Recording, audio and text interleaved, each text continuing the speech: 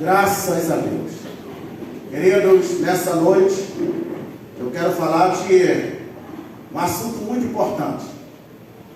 Uma das bases do Evangelho, uma das doutrinas fundamentais da Bíblia Sagrada. Um assunto que deve acompanhar toda a administração do Evangelho. Eu quero falar sobre o arrependimento. Essa é a palavra da noite. Arrependimento. O significado básico de arrependimento no grego, metanoia ou metanoia, é voltar-se ao contrário, dar uma volta completa. Ou seja, é como se a pessoa estivesse caminhando nessa direção e ela desse uma volta completa ou ao contrário. Mais ou menos aquilo que fazia Jó. Quando Jó via o mal, ele se desviava do mal, ele se afastava do mal, ele corria da aparência do mal, ele fugia daquilo que não agradava a Deus. Trata-se de abandonar os caminhos ou os maus caminhos e voltar-se para Cristo, e através de Cristo voltar-se para Deus. A decisão de abandonar o pecado e querer a salvação em Cristo, importa aceitar a Cristo não somente como Salvador da penalidade do pecado, mas também como Senhor de nossas vidas. Em outras palavras, não basta apenas aceitar Jesus como Salvador da penalidade do pecado, mas é necessário, e tão importante quanto, é também recebê-lo como Senhor de nossas vidas. Vivemos um tempo em que as pessoas elas querem apenas um Salvador, mas elas negam um Senhor, porque o Senhor é aquele que manda, e o servo, ele obedece. Você sabia que nos Evangelhos, ou no Novo Testamento, há mais de 300 referências a respeito de Jesus como o Senhor, e é uma meia dúzia dele como Salvador. Ou seja, antes de Jesus ser o seu, o meu, o nosso Salvador, ele é o seu, o meu, o nosso Senhor. Ele é o Senhor da igreja, ele é o Senhor que manda, porque todo o poder lhe pertence. Veja então, por conseguinte, o arrependimento ele envolve uma troca de senhores, do senhorio de Satanás para o senhorio de Cristo e da sua palavra. Arrependimento é isso, uma troca de senhores. Veja que Efésios, no capítulo 2, verso 1 e 2, e vos vivificou. O que é vivificar? Dar a vida. Ele nos deu a vida. Vivificar é reanimar. Estávamos mortos. Vivificar é fecundar ou gerar. Ele nos gerou de novo. Estando nós, mortos em ofensas e pecado. O que é ofensa? Injúria, agravo, transgressão ou preceito é desacato. Todos nós estávamos transgredindo a lei ou as leis de Deus, desacatando a sua autoridade. Estávamos vivendo uma vida de pecado, em que no outro tempo andar segundo o curso deste mundo, segundo o príncipe das potestades do ar, do espírito que agora opera nos filhos da desobediência. Ou seja, todos aqueles que ainda não se arrependeram, eles têm como o Senhor, querendo eles ou não, o príncipe desse mundo, o príncipe da potestade do ar. A pessoa que ainda não se arrependeu e não se voltou para Deus, ela vem com o Senhor Satanás, porque só existe dois. O próprio Jesus disse: não podeis servir a dois senhores. O homem precisa escolher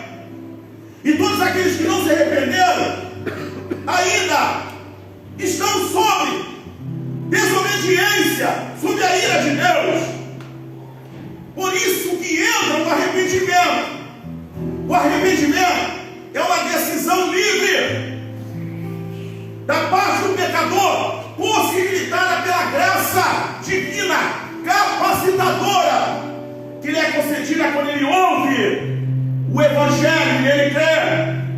Porque a fé vem pelo ouvir, e ouvir pela palavra de Deus. Aleluia. O Evangelho ele é pregado, ele deve ser pregado. O pecador ouve o Evangelho, como aconteceu comigo, com você. Ouve o Evangelho e nele crê. Aí entra a graça de Deus, que capacita o homem a se arrepender. Sem a graça de Deus, seria muito difícil o homem se arrepender. Ou poderia ser impossível. É por isso que Tito vai dizer que a graça de Deus se a manifestada, trazendo salvação a todos os homens. A graça de Deus se manifestou na pessoa bendita de nosso Senhor e Salvador Jesus Cristo. Aleluia. Agora a escolha é sempre do homem: crer ou não, aceitar ou rejeitar, se arrepender ou continuar na prática do pecado. A definição da fé salvífica como mera confiança em Cristo como Salvador é totalmente inadequada ante a existência do tipo de arrependimento feita por Cristo. Definir a fé salvífica sem incluir um rompimento total com o pecado é distorcer fatalmente o conceito bíblico da redenção. Queridos, não adianta dizer eu confio em Cristo, eu creio em Cristo, se eu não romper totalmente com o pecado, se eu não abandonar o pecado, se eu não deixar o pecado. É necessário um rompimento com o pecado, pois quem está em Cristo, nova criatura é. As coisas velhas se passaram, querido, tudo é novo. Amém. O homem, quando se converte de verdade, quando ele está arrependido, ele tem o prazer de agradar a Deus, de fazer aquilo que glorifica o nome do Senhor. Se ele roubava, ele não rouba mais. Se mentia, não mente mais. Se era um falastrão, um adúltero, ele se afasta e abandona esse tipo de prática para viver uma vida de tal forma que glorifica e que agrada aquele que vive e reina para sempre. Aleluia. A fé que inclui o arrependimento é uma condição imutável para a salvação. Não pode ser mudado. Fé e arrependimento. Lá em Marcos, no capítulo 1, versículo 14 e o versículo 15. E depois que João foi entregue à prisão, veio Jesus para a Galileia, pregando o evangelho do reino de Deus e dizendo: o tempo está cumprido e o reino de Deus está próximo. Arrependei-vos e crede no evangelho. Essa é a mensagem da última hora. É a mensagem que hoje, querido, nas igrejas, queridos, o tempo é cumprido, o reino de Deus está próximo. Arrependei-vos e crede no evangelho. João Batista pregava arrependimento, e por ele, inclusive, condenar o pecado de Herodes, que estava em adultério com a esposa de seu irmão querido. Ele foi trancafiado no cárcere. E agora João Batista sai de cena e Jesus Cristo aparece pregando na Galileia dos gentios e dizendo: olha, arrependei-vos, arrependei-vos e creia no evangelho. Aleluia. É arrependimento. Sem arrependimento, querido, não há remissão, não há perdão. Sem arrependimento não há cura, sem arrependimento não há libertação e muito menos salvação. Arrependimento. Arrependimento. O arrependimento foi uma mensagem básica da pregação dos profetas lá do Antigo Testamento. Todos os profetas do Antigo Testamento falaram sobre arrependimento, chamaram o povo para o conserto, para deixar, abandonar a prática do pecado. Eu poderia citar aqui o profeta Joel, no capítulo 2, no versículo 12 e 13. Ainda assim, agora mesmo, diz o Senhor, agora mesmo, convertei-vos a mim de todo o vosso coração. Percebam, convertei-vos a mim de todo o vosso coração. É isso com jejum, é choro, é comprando. E rasgai o vosso coração, e não as vossas vestes, e convertei-vos ao Senhor vosso Deus. Por quê? Porque Ele é misericordioso, compassivo, tardio em ira e grande em beneficência, e Ele se arrepende do mal. Domingo passado eu falei sobre isso, que Deus reage à fé e ao arrependimento do homem. Quando o homem crê no Evangelho, quando o homem se arrepende dos seus pecados, Deus então move este homem da ira, do lugar da ira, para o lugar da sua misericórdia. Querido, sabe por quê? Porque a misericórdia de Deus, ela anda a galope, a carreira, na frente do seu juízo. Antes do juízo chegar, primeiro chega a misericórdia, porque o prazer de Deus é perdoar, é curar, é usar de misericórdia, é salvar o pobre perdido, pecador. Isso é o prazer de Deus. Então veja, João Batista e Jesus também pregaram sobre arrependimento. João Batista ainda, profeta da lei, o último dos profetas da antiga aliança, pregou sobre arrependimento, como foi lido aqui em Mateus capítulo 3, verso 1 e 2. Agora aparece Jesus inaugurando a graça, também pregando sobre arrependimento. Lá em Lucas, no capítulo 5, o verso 31 e o 32. E Jesus respondendo disse: não necessita de médico os que estão sãos, mas sim os que estão enfermos. Eu não vim chamar os justos, mas sim os pecadores ao arrependimento. Jesus disse isso aqui quando ele passava na alfândega, e ele viu um homem chamado Levi. E ele disse: Levi, segue, Levi, larga tudo que ele estava fazendo para seguir um mestre. E a Bíblia vai dizer que esse Levi, que era publicano, ele faz uma festa, e há uma multidão na casa dele, de publicanos, de pecadores, e Jesus também está lá. Os fariseus questionam os discípulos: olha, por que o teu mestre, ele come com os pecadores e com os publicanos? Aí Jesus responde dessa forma: não vim chamar justos, mas sim pecadores ao arrependimento. Está em pecado, confessou, se arrependeu, Jesus Cristo, Ele justifica você. Ele justifica o pobre pecador. Aleluia, Ele nos justifica.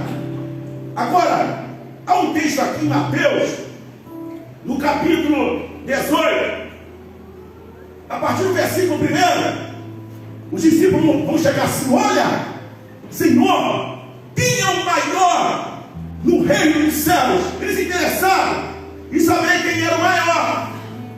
Aí Jesus chama a criança, ele chama a criança, ele coloca a criança no meio deles e diz assim: olha, em verdade vos digo, que não se converteis e não se fizerdes como criança, de modo algum entrarei no reino de Deus. Veja, se não se converter e se não se fizer como criança. Por que como criança?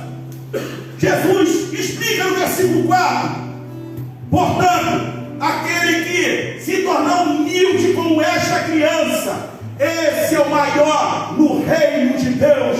Querido, uma criança é humilde, criança é pura, criança, lembra de quando você era menino, aí você estava brincando, e de repente, você chegava ali com o seu amiguinho, aí você ficava de mal.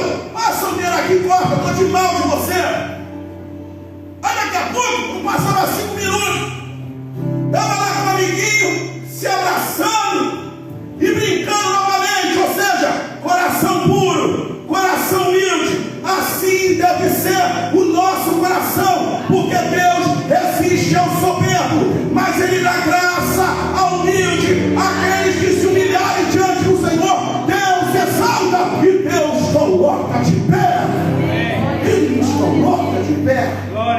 É preciso, querido, se converter de todo o coração.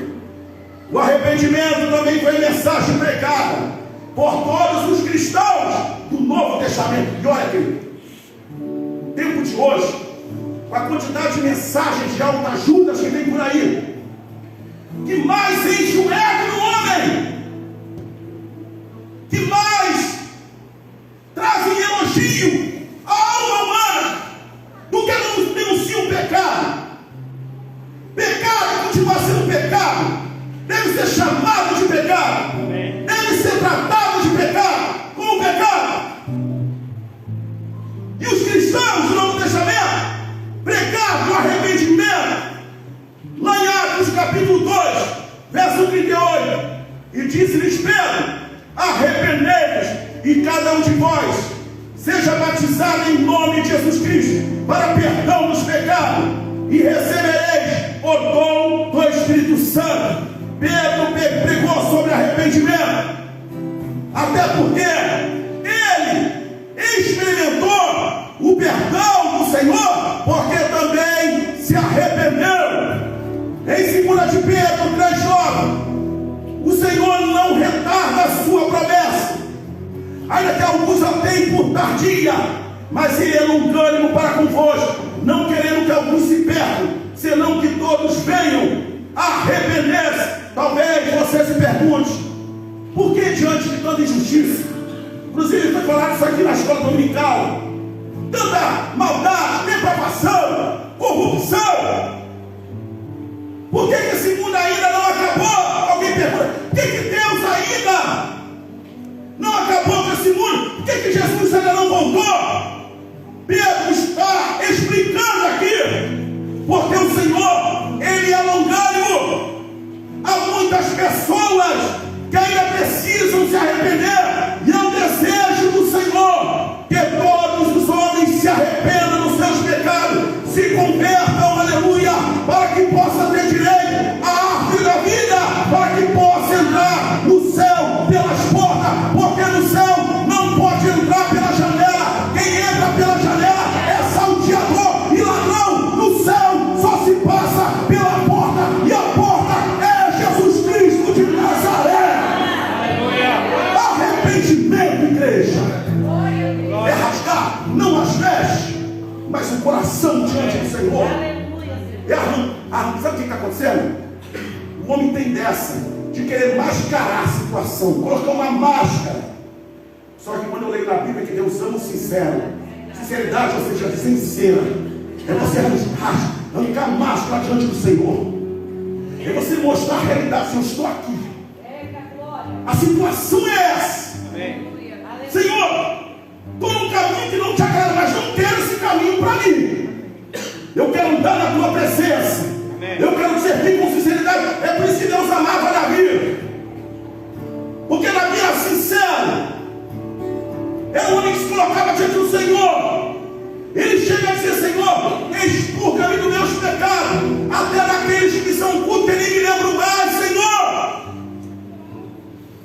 E ele chega a pedir ao Senhor: dai um novo coração. Aleluia. Arrependimento, arrependimento, arrependimento. O Senhor não longânimo. É por isso que a igreja deve se levantar.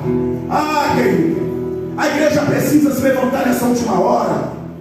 Eu me converti nos anos 90. Eu lembro que naquele tempo a igreja saía para fora mesmo. Não tinha medo de entrar em bares, de estar nas ruas, de estar evangelizando. Quantas vezes em bairros perigosos, lá em Valadares, a gente saía para evangelizar. Um irmão que tinha uma condição financeira Ele pegou um Opala, equipou aquele Opala, irmãos, colocou luzes, bancos fantásticos, modernos, colocou um som poderoso e ficava iluminado. E a gente chegava nos bairros com aquele carro, todo mundo olhando e tocando louvor. Daqui a pouco a gente parava com aquele carro na praça, pegava o microfone e começava a pregar para todo mundo ouvir que Jesus Cristo é o Senhor. Aleluia! A igreja precisa se levantar e pregar que Jesus Cristo é o Senhor. Ele ainda liberta a igreja, Ele ainda perdoa o pecado, Ele ainda salva o pobre, perdido e pecador. É tempo de arrependimento. A pregação do arrependimento sempre deve acompanhar a mensagem do Evangelho. E não foi eu que disse isso aqui não, querido. É o próprio Jesus, Lucas 24, 47. E em seu nome se pregasse o arrependimento e a remissão dos pecados em todas as nações, começando por Jerusalém. Que dessas coisas sois vós testemunhas. Jesus mandou pregar o arrependimento. É tempo de arrependimento. E essa mensagem de hoje não é só para aquele que não se converteu ainda não. Quantos crentes, irmãos, que estão na igreja e que vivem uma vida mascarada, e que vivem uma vida aqui é bonitinho, é crente, mas e dentro da sua casa, da sua esposa, e no seu trabalho, sabe que você é cristão? Você tem feito a diferença? Porque a Bíblia é clara que é nisso que vem os escândalos. Mas ai daquele por quem vem o escândalo. Ou nós somos luz, ou somos treva. Ou nós somos sal para temperar e para conservar, ou que se jogue fora e que seja pisado pelos homens, como Jesus declarou. Tempo de arrependimento, igreja.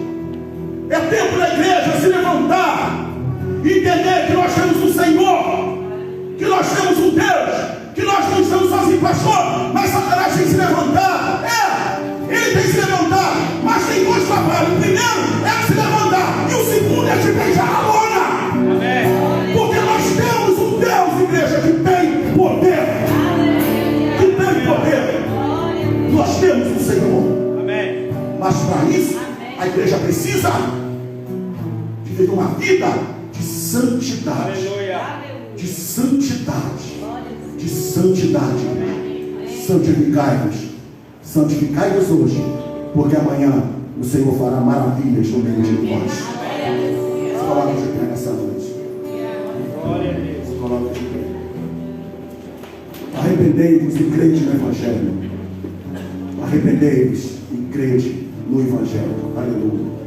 Glória a Deus. Antes de eu ministrar a ceia do Senhor, a ceia, querido, que é um momento de comunhão, e é consagrado. Você, querido, que sente, que precisa, está até mesmo renovando a sua aliança com o papai, renovando a tua aliança com Deus. Eu gostaria de orar por você. Gostaria de orar por você. E renovar a sua aliança. Há uma oportunidade agora. Pastor, mas não me olhar, não rir de mim, tem vergonha. Vergonha é viver vida de pecado. Isso é vergonha. Viver uma vida de pecado, imoral, vergonha. Agora, se humilhar diante de Deus, isso é honra. Honra. É honra. E renovar sua aliança com o papai, te convido a estar aqui no altar. No altar. Eu quero orar por você. Quero orar. Quero orar. A igreja precisa ser curada, restaurada, renovada. Mas isso só acontece mediante o arrependimento. Arrependimento.